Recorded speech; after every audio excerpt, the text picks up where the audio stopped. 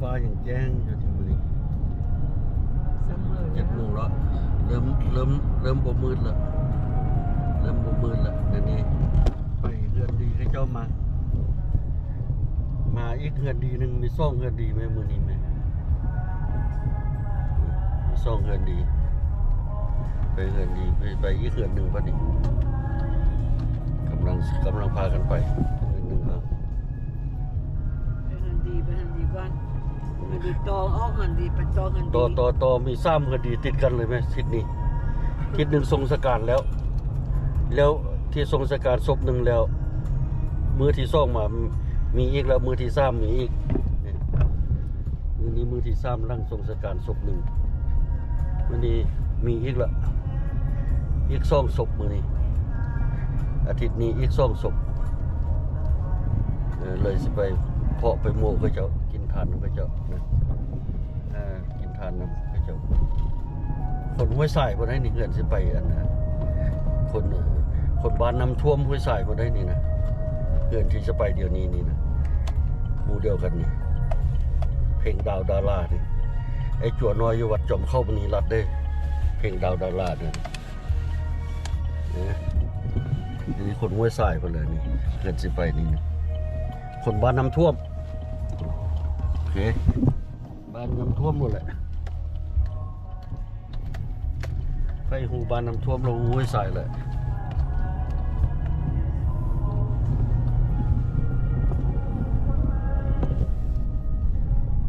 จะไปฮอดละนี่เริ่มนานค่ำแล้วเพราะว่าโรงเรียนเด็กน้อยพักสปริงเบรกเลยหลังจากสปริงเบรกนี่เลยจะน้อยมือวันอาทิตย์นี้สงสัยถ้าเปลี่ยนโมงแล้วสปริงเบรกเขาเปลี่ยนโมงแล้วนะโมงเปลี่ยนแล้วนะวางพักสปริงเบรก10 มื้อพวกนี้10 มื้อมันจะกลับไปเข้าโรงเรียนมาเด็กน้อยไปสปริงเบรก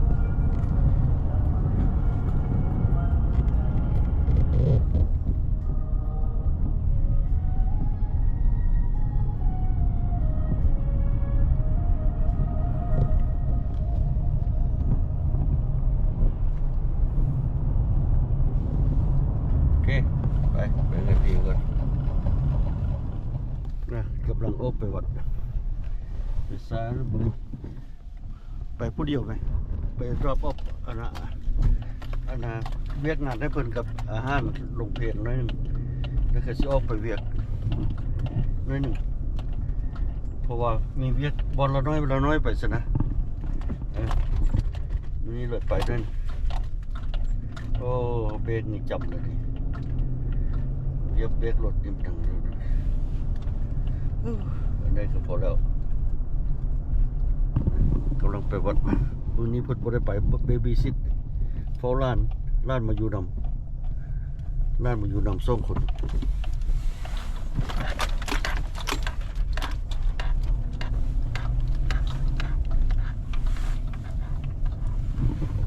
เฝ้าร้านบ่ได้ไปวันนี้บ่ได้ลงวัดเดินไปผู้เดียว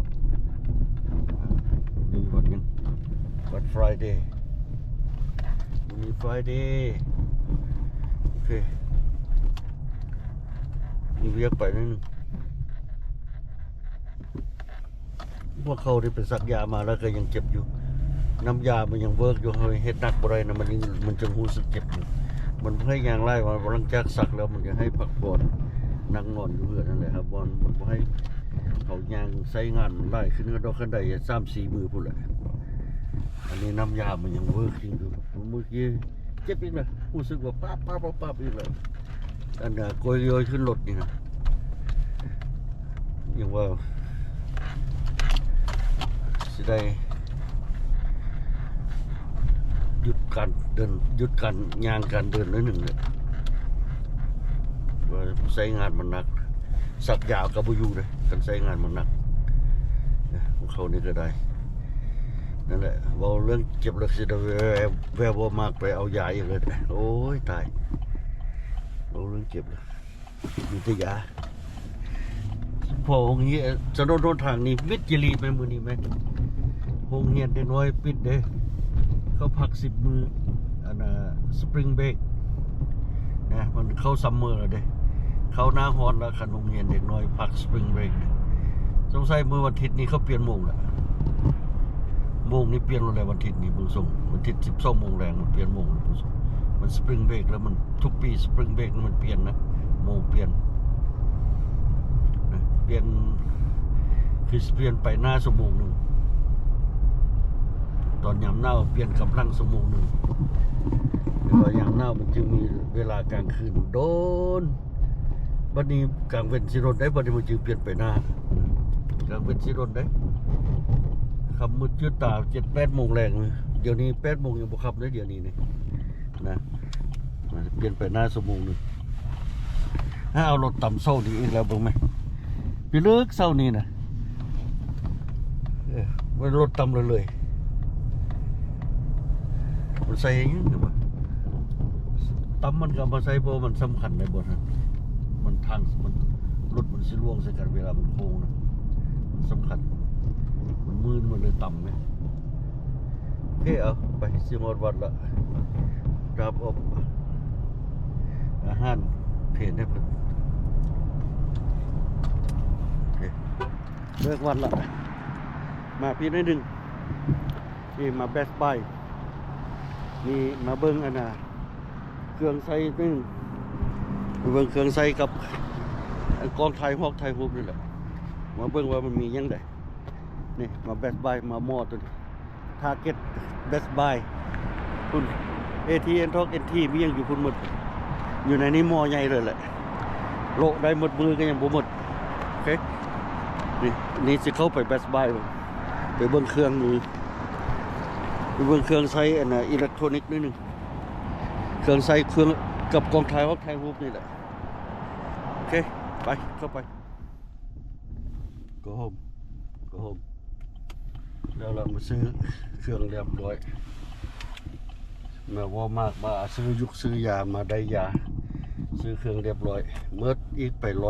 $100แม่จ่ายเงินมื้อนี้ไม่กล้า5นำจนบ่ทันจ่ายค่าสมาคมได้ถึงว่า$200ค่าสมาคมก็ได้หมดเงินหมดออกบ่บ่แม่นหมดมันออกบ่ละออกบ่จังน้อยมาเลยมาแม่my god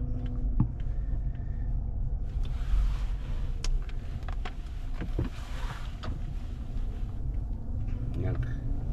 มาเลยเงินมันออกบ่ มาได้มากระจายมันเครื่องจำเป็นต้องได้ซื้อนะ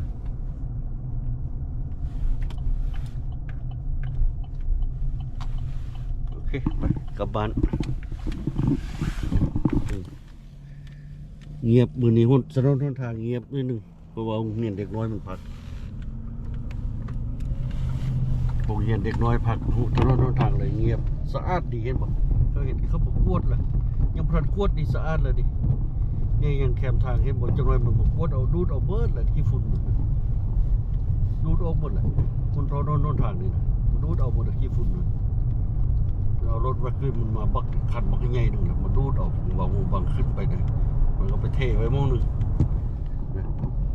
ดูดแล้วมันก็ไปเทไว้โม่งหนึ่งเนี่ยแวะใส่น้ำมันนี้ก่อนนี่ยังบ่แล้วนี่ยังแวะใส่น้ำมันนี้อยู่ดิค่ารายจ่ายนี่ว่าเป็นยังไงใส่น้ำมันอีกจะ50 ดอลก่อนน้ำมันก็แพงเลย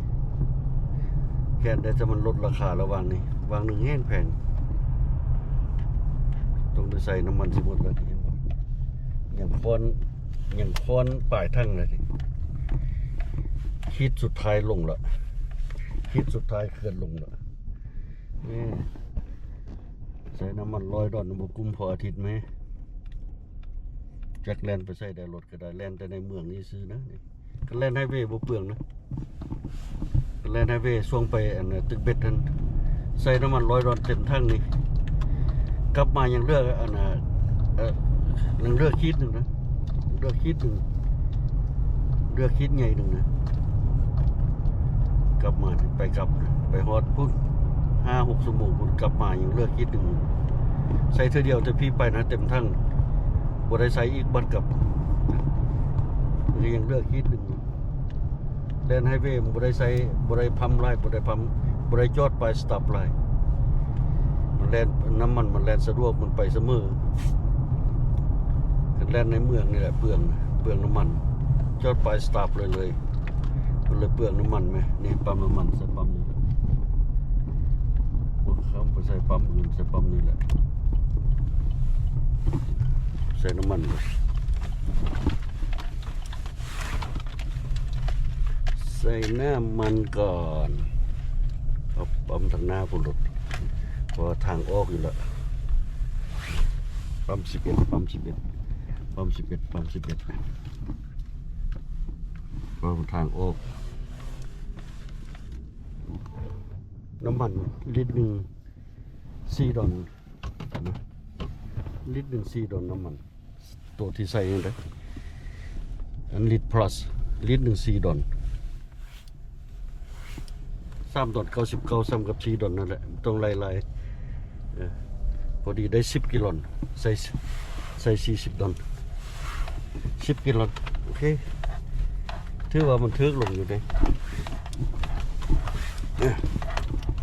โอ้สองมือมันนี้จ่ายเงินไรยัดจมแต่นิดหนึ่งเลยโอเคไปสิวัดบ้านละเหยียบหน่อยหนึ่งก่อนสปีดหน่อยหนึ่งก่อนให้น้ำมันหัวซีดมันแรงให้หัวซีดมันทำงานให้หัวซีดมันทำงานไหม